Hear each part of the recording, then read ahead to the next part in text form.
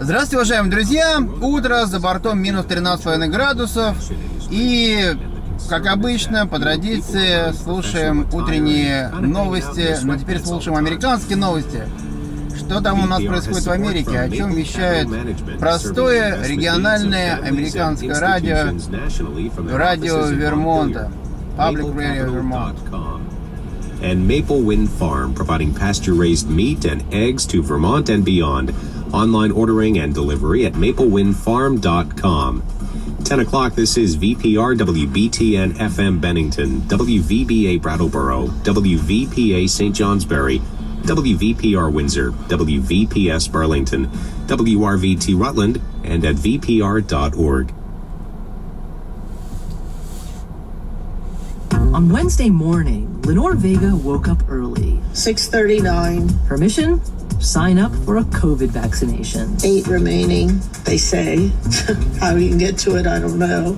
Lenore is 70, lives in Florida, and has type 1 diabetes. You think I'm going to get a spot?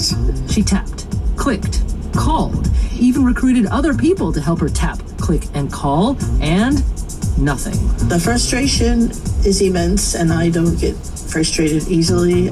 Lenore says usually she has a deep well of patience formed over more than 35 years as a teacher.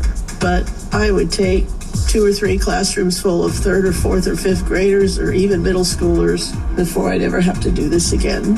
I'm Meghna Chakrabarty. Today on point for the millions of Lenore Vegas out there, big promises from the Biden administration and what it'll really take to ramp up the COVID vaccine rollout. Stay with us. Live from NPR News, I'm Janine Herbst. Several factors are pulling Wall Street lower again this morning, with the Dow down more than 240 points at last check.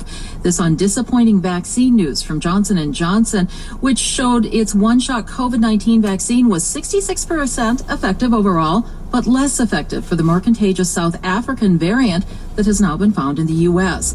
And also on word of a review by the Securities and Exchange Commission over the trading frenzy of the stock GameStop, spurred by a social media investing groups. That led several platforms, including Robinhood, to halt trading for a time. And as NPR's Scott Horsley reports, consumer spending was also lower last month. Consumer spending fell for the second month in a row, down 0.2% in December. As coronavirus infections rose last month, consumers dialed back their spending on both goods and services.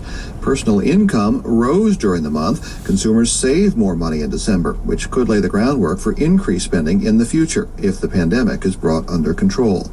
Stock in Johnson & Johnson dipped this morning after the company announced results of a large-scale trial of its COVID-19 vaccine. The company is expected to seek emergency authorization for the one-dose shots from U.S. regulators next month. Global stocks were mostly down overnight in both Europe and Asia. Scott Horsley, NPR News, Washington. Congressman Kevin McCarthy, the top House Republican, met with former President Trump at Mar-a-Lago Thursday to work on House midterm elections in 2022.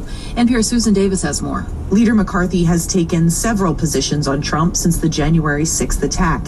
He supported the former president's efforts to challenge the election results prior to the insurrection. After the January 6th attack on the Capitol, he said publicly that Trump bears responsibility for the violence. He also flirted with supporting a censure resolution during the House impeachment debate. Now he and Trump are jointly affirming their support for each other and will work together to win control of the House next year.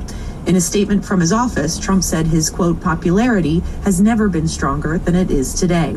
Trump is currently facing record low approval ratings. Susan Davis, NPR News, Washington. Pakistan's government has lodged a petition to its Supreme Court asking it to review its decision to free a man convicted of killing American journalist Daniel Pearl. NPR's Dia Hadid has more. 19 years ago, Daniel Pearl was kidnapped and beheaded on video. A British national called Omar Sheikh was initially convicted with his kidnapping and murder. But last year, a provincial court overturned the murder conviction and the Supreme Court upheld that decision on appeal.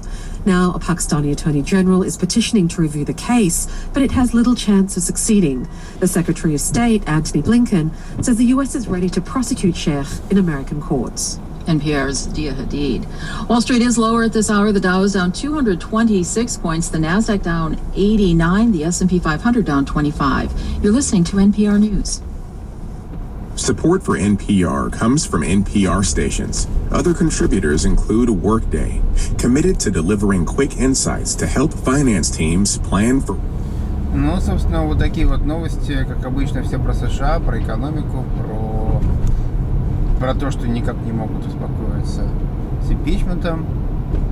Просто, похоже, американцам понравилось заниматься импичментом своих президентов. Вот. И в конце одна международная новость, связанная с Пакистаном. В общем, как обычно. Все тихо и спокойно, без истерики.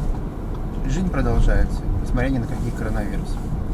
Я всем откланиваюсь. Всем хорошего дня и счастливо. Пока.